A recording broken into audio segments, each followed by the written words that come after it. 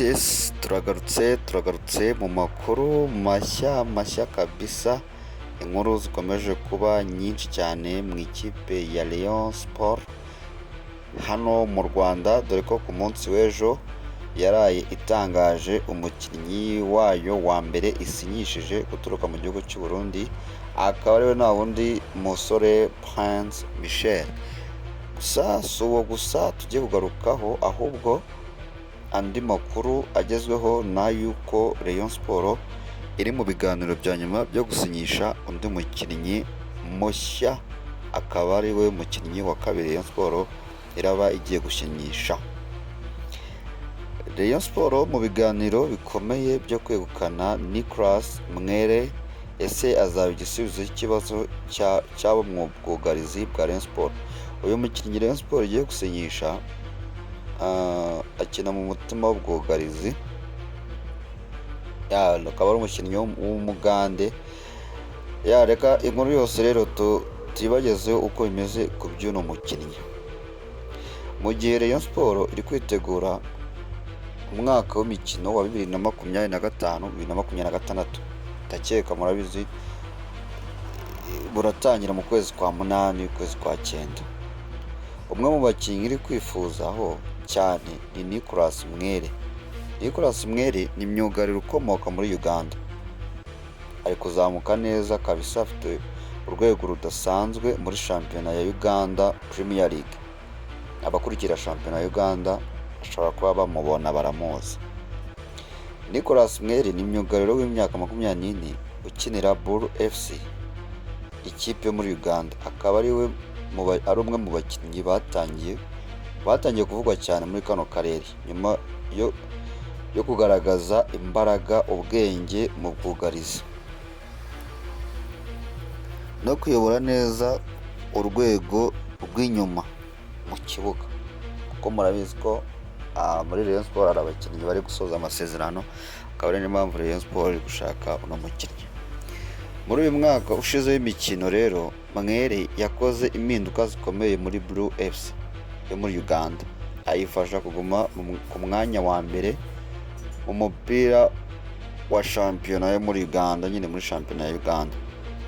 Amakuru ava ahizewe aravuga ko Rayon Sport imaze igihe ikurikiranira uyu musore, ikaba yarohereje intumwa muri Uganda kugira ngo baganire n'ubuyobozi bwa Bull FC ndetse n'umukinnyi ubwe ku giti cye, kugira ngo banonosore ibyaba biri mu masezerano ye, kugira ngo Rayon Sport ibe yamwegukana.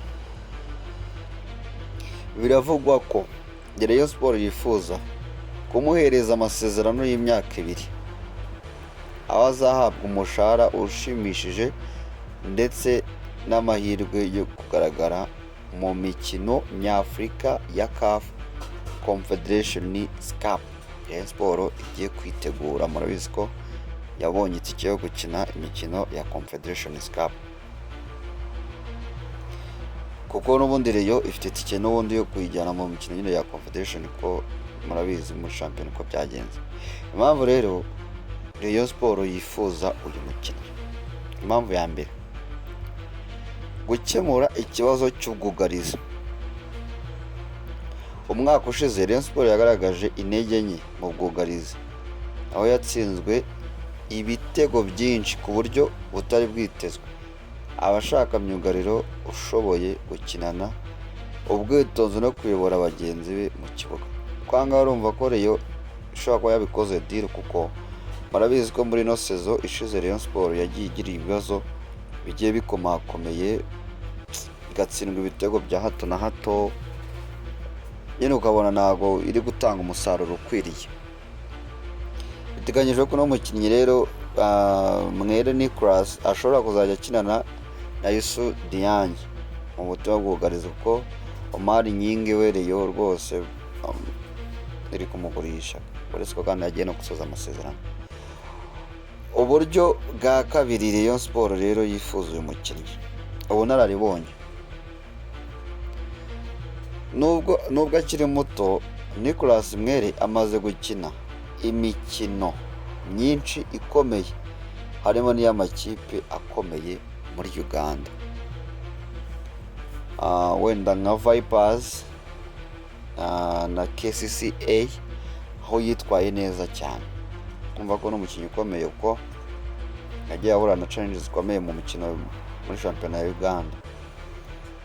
Andi makuru ni uko igituma Rayon Sport ikeneye n'umukinnyi cyane, imyitwarire ye. Afite imyitwarire myiza n'ikinyabupfura. Abatoza be baramushima kuba ari umukinnyi wubaha amategeko, wumva inama kandi wiyemeje gukora cyane. Kandi dushingiye kuri uno mutoza Rayon Sport yazanye Afamia Lotfi, nuko udafite discipline ntabwo washobora kujya mu kibuga. Rero akaba ariyo mpamvu Rayon Sport iri kwifuza uno mukinnyi kugira ngo aze kuyifasha no muri discipline ye iri ku rwego rwo hejuru. Tugikomeza, mu gihe ibiganiro bikomeje, hari amakuru avuga ko Rayon Sport yiteguye kumutangaza ku mugaragaro mu minsi ya mbere ya Nyakanga. Vuba ngaha rwose riramutangaza igihe imyitozo ya mbere izaba itangiye. Hari n'abandi bakinnyi Rayon Sport iri kugerageza gukurura, ariko Nicolas Mwere icyo nabatangariza ni uko ubuyobozi buha agaciro kanini uyu mukinnyi ko sana yasinya nyuma y'Umurundi musore Prince Michel. Abafana ba Rayon Sport bariteguye kumwakira kuko bizeye ko ashobora kuzana impinduka zikomeye mu bwugarizi, by'umwihariko mu gihe bitegura guhatanira igikombe cya shampiyona, igikombe cy'amahoro ndetse no mu mikino ya CAF Confederation Cup. Ese Nicolas Mwere azaba igisubizo cya Rayon Sport yari ikeneye?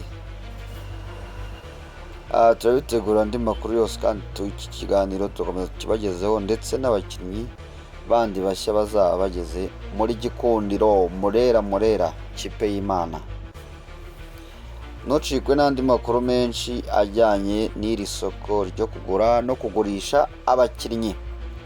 Amakuru nk'aya yose kandi mwayasanga buretse kuri Mambo Sport TV, aho amakuru y'imikino aba ari impamo 100%. Tubibutsa gukora subscribe, umuntu utarakora subscribe kuri no channel, gukora like, share na comment, kugira ngo inkuru tugenda tubagezaho umunsi ku wundi zijye zibageraho ku gihe kandi zizewe mu makipe yanyu mukunda hano mu Rwanda ndetse no hanze yarwo.